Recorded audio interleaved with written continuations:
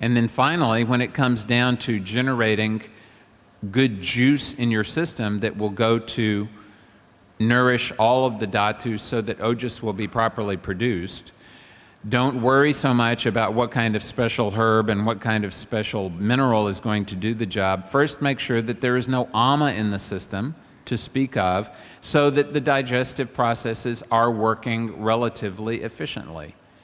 If there is ama hanging around in the tissues, no matter how much ashwagandha and shatavari and bala and vidari, and for that matter maca and other things that you take, no matter how much of these things you take, even ginsengs of various types, and no matter how much of the, even Salam Mishri and Safed Musli and Krishna Musli, no matter how much of these things you take,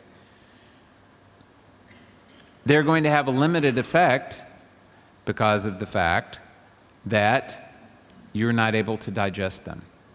The only thing that counts in the context of your organism is what you're able to digest. And especially when we're living in a world of great complexity, the vast majority of treatment in Ayurveda is allopathic in the true sense of that term. Against the qualities of whatever it is the cause of the disease. Sankshipta, Kriya, Yogo, Nidana, Parivarjanam. The essence of treatment is get rid of the cause. If the cause is complexity, the treatment for complexity is simplicity.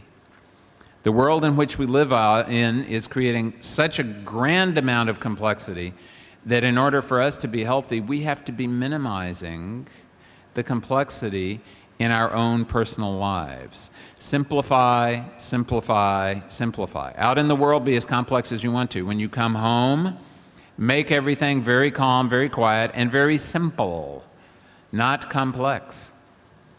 The simpler you get, the easier it will be for your organism to be able to distinguish between what is sada and what is chitta, what is hita and what is ahita.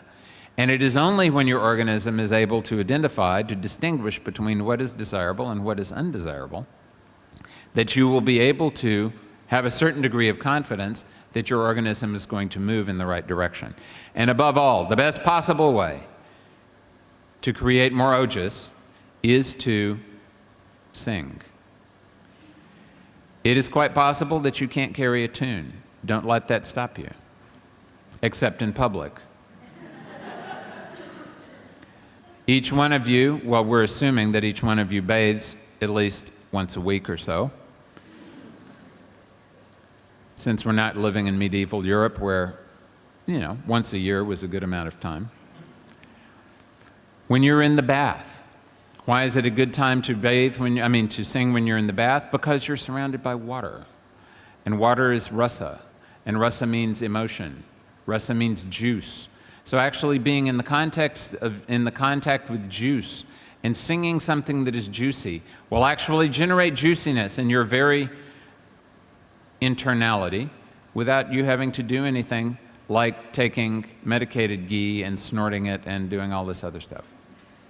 So, before, I noticed that there is only 5 minutes remaining. I noticed this because there's a indication to my left that only 5 minutes are remaining. But we must not waste our time. Since there's only 5 minutes remaining, we must make practical use of this principle. And that means we will encourage all of you to sing. We will encourage you all to sing if you can carry a tune and have some concept of what rhythm is. We'll encourage you to sing loudly and lustily. If you can't carry a tune and are not well known for being rhythmic, we'll encourage you to sing discreetly.